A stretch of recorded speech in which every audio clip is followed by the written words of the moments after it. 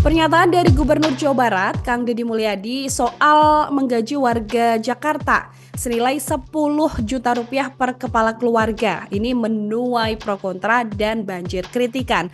Bahkan sejumlah pihak juga menilai bahwa pernyataan ini adalah pernyataan yang cukup absurd. Kenapa begitu? Gitu kan? Karena pernyataan KDM ini dilontarkan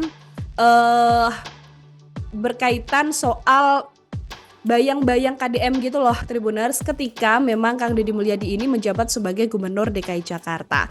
Menanggapi hal tersebut, pengamat kebijakan publik Sugianto alias SGY ini bilang bahwa dalam mengelola dana publik sendiri nggak bisa disamain dengan mengelola panitia tur yang memang bisa dibagikan sesuka hati gitu ya. Karena uang rakyat ini kan memang bukan dana hibah bebas yang bisa dibagi-bagi tanpa perhitungan dan arah pembangunan yang jelas. Kalau misalnya dana publik ini dibagikan tanpa prinsip keadilan atau tepat sasaran dan keberlanjutan, maka dikhawatirkan nantinya bisa timbul efek negatif jangka panjang, Tribuners.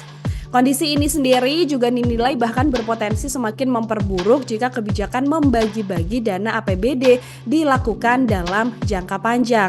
Dampak paling buruknya misalnya bisa berujung pada kebangkrutan fiskal daerah karena memang pengeluaran yang nggak seimbang ya dengan pendapatan.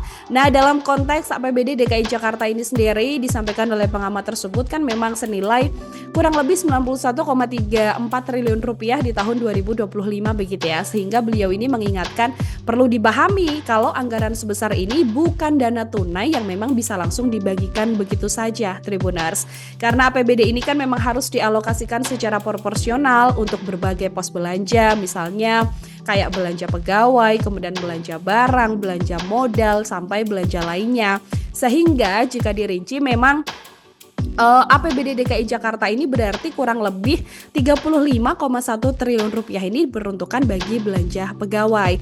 Dari keterangan ini Tribuners, gagasan yang disampaikan oleh Kang Deddy Mulyadi menurutnya tidak layak diterapkan di Provinsi DKI Jakarta karena ide tersebut patut diduga sebagai gagasan perangkap karena berpotensi menjadi jebakan Batman yang justru bisa membahayakan siapapun gubernur Jakarta yang nekat menjalankannya. Hal ini karena dinilai gagasan Kang Deddy Mulyadi ini bisa membebankan defisit anggaran yang cukup serius. Selain itu, ide ini juga dinilai bertentangan begitu ya dengan prinsip tata kelola keuangan daerah yang harus sehat dan juga penuh tanggung jawab.